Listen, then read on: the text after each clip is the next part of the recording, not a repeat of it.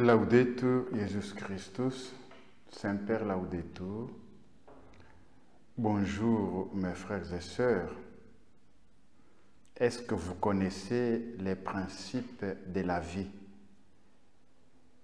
Vous vous rendez bien compte que nous parlerons aujourd'hui des principes de la vie de Dale Carnegie. Alors, ces principes sont tirés de son livre « Principes ». Comment se faire des amis?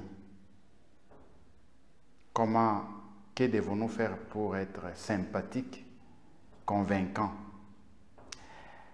Alors, avant toute chose, que devons-nous faire pour devenir une personne amicale?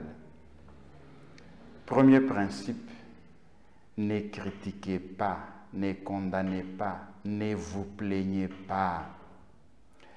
Deuxième principe, complimentez honnêtement et sincèrement. Dites du bien. Faites voir le progrès, le bien qui est en train de se faire, que votre ami, votre conjoint, votre parent, votre collaborateur est en train de faire. Apprenez à complimenter. Troisième principe, suscitez un vif désir de faire ce que vous proposez. Quatrième principe, intéressez-vous réellement aux autres. Cinquième principe, ayez le sourire. Ayez le sourire. Sixième principe, rappelez-vous que le nom d'une personne revêt pour elle une grande importance. Quand vous parlez, nommez cette personne-là. Quand vous lui écrivez un message, écrivez son nom. Septième principe, sachez écouter. Encouragez les autres à parler d'eux-mêmes. Huitième principe, parlez à votre interlocuteur de ce qui l'intéresse. Souvent, nous voulons toujours parler de ce qui nous intéresse en oubliant notre interlocuteur. Qu'est-ce qui l'intéresse? Qu'est-ce qu'il voudrait écouter? 9. Faites sentir aux autres leur importance et faites-le sincèrement. Ralliez les autres à votre point de vue. Que faire pour rallier les autres à votre point de vue? 10. Évitez les controverses. C'est le seul moyen d'en sortir vainqueur. 11. Respectez les opinions de votre interlocuteur. Ne lui dites jamais qu'il a tort. 12. Si vous avez tort, admettez-le promptement et énergiquement. 13. Commencez de façon amicale. 14. Posez des questions qui font dire oui immédiatement. 15. Laissez votre interlocuteur parler librement. 16. Accordez à votre interlocuteur le plaisir de croire que l'idée vient de lui. 17. Efforcez-vous sincèrement de voir les choses du point de vue de votre interlocuteur. 18. Soyez réceptifs aux idées et aux désirs des autres. 19. Faites appel aux sentiments élevés. 20. Démontrez spectaculairement vos idées. Frappez la vue et l'imagination. 21. Lancez un défi. Alors, pour devenir un leader, qu'est-ce qu'il faut faire? 22. Commencez par des éloges sincères à vos subalternes. Faites des éloges. 23. Faites remarquer erreurs ou défauts de manière indirecte. 24. Mentionnez vos propres erreurs avant de corriger celles des autres. Nous l'oublions nous tous, souvent nous commençons par faire voir à notre interlocuteur ses erreurs et pourtant nous en avons aussi. C'est mieux de commencer par mentionner nos erreurs, nos fautes. 25. Posez des questions plutôt que de donner des ordres. Ne feriez-vous pas ceci? Ne voyez-vous pas que si nous faisons ceci, ça va aboutir à cela? 26. Laissez votre interlocuteur sauver la face. Quand vous voyez que votre ami a tort, ne les coincez pas jusqu'au mur. Il est en train d'inventer un petit mensonge pour s'excuser. Il est en train de sourire. Son sourire voudrait dire qu'il reconnaît sa faute. Alors, ne les coincez pas jusqu'au mur. Laissez votre interlocuteur sauver la face. 27. Louez le moindre progrès et louez tout progrès.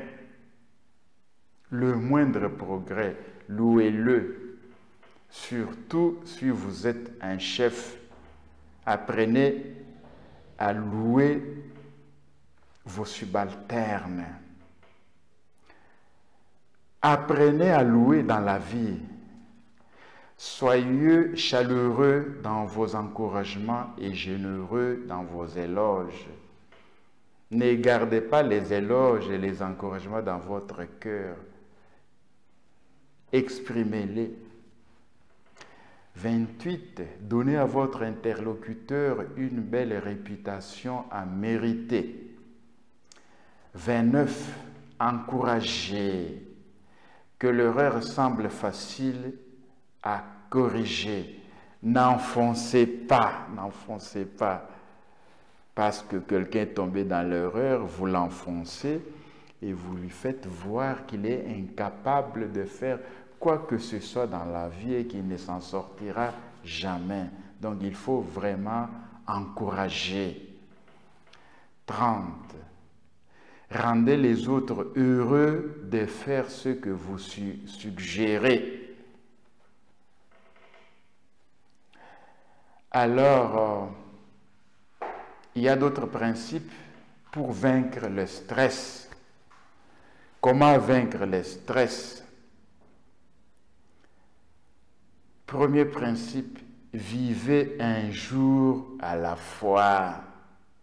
Deuxième, dans les situations stressantes, envisagez le pire, préparez-vous à accepter le pire, tirez parti du pire. Rappelez-vous que le prix exorbitant que le stress et les soucis peuvent coûter à votre santé. Alors, voici quelques principes tirés de triompher de vos soucis. Comment triompher de nos soucis? Comment briser les soucis avant qu'ils ne nous brisent? Premier principe, occupez-vous constamment. Deuxième principe, ne vous tracassez pas pour des bagatelles. Troisième, faites le calcul des probabilités pour gérer votre stress. Quatrième, acceptez l'inévitable. Cinquième, décidez exactement quel degré d'inquiétude une chose peut valoir et refusez de lui en donner davantage. Sixième, ne vous tracassez pas au sujet du passé.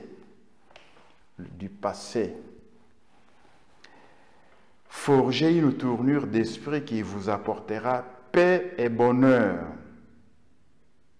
Donc, il faut emplissez votre esprit des pensées de paix, de courage, de santé, d'espoir. N'essayez jamais de vous venger.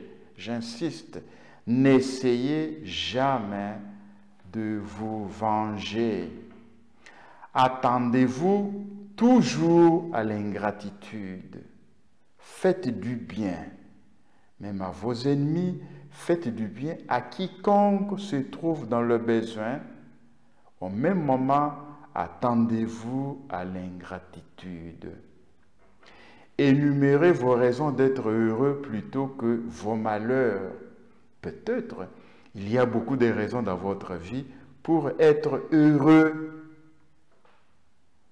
N'imitez pas les autres. Chacun a sa vie.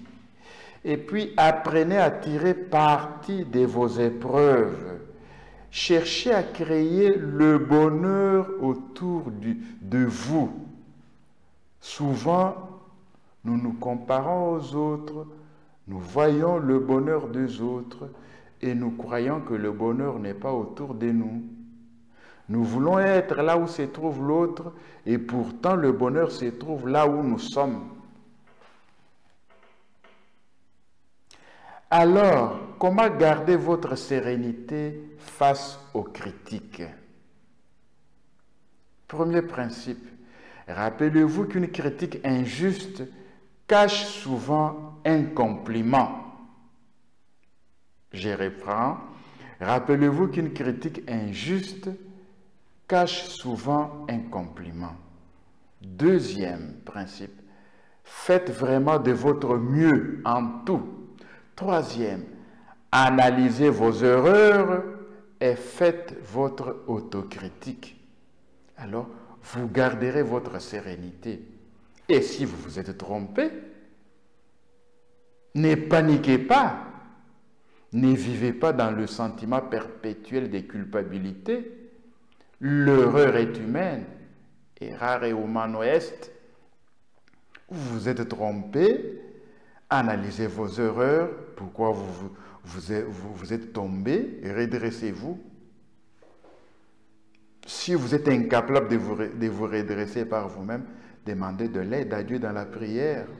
Demandez de l'aide à Dieu, demandez des conseils, des prières aux amis. Évitez la fatigue, le stress, gardez énergie et courage. Qu'est-ce qu'il faut faire? Premier point. Reposez-vous avant d'être fatigué. Deuxième principe. Apprenez à vous détendre au travail. Troisième. Apprenez à vous détendre chez vous. Quatrième. Adoptez ces 4 bonnes habitudes. Première habitude. Débarrassez votre bureau de tout ce qui ne concerne pas le travail en cours. Moi, je dois faire ça, hein? Je dois débarrasser mon bureau. Il y a beaucoup de petites choses sur mon bureau, des enveloppes, des lettres. Je dois apprendre à classer tout, comme je le faisais une fois.